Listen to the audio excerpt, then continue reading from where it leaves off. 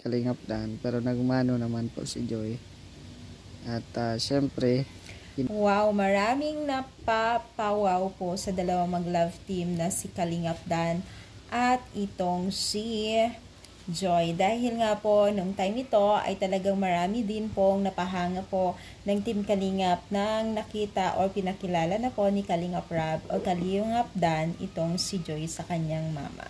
So, you can see naman sa ating intro, no, na nagbabless itong si Joy. At ang tanong ay itong si Joy daw ba ay talagang pumirmi din po ng isang gabi daw di umanil dito sa bahay nila Kalingap Dan.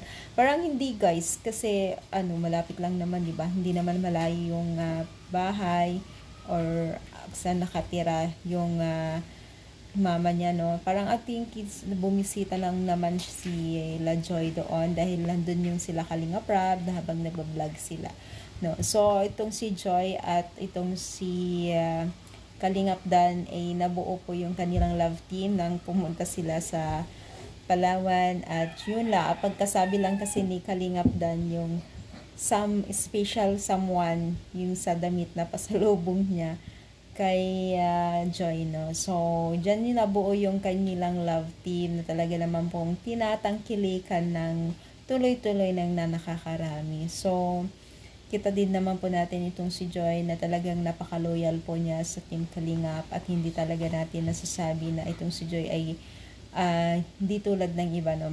Masasabi talaga natin na napaka-loyal siya at may mga purpose siya kung bakit napaka-loyal. Baga, na-appreciate niya lahat ng tulong ng Team Kalingap at sobrang nalaki na po ang pagbabago ng pamumuhay nila.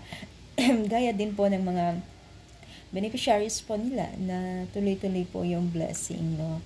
So, sana maging tuloy-tuloy pa ang kanilang blessing. So, pag-pray natin, palike po ang ating video and pa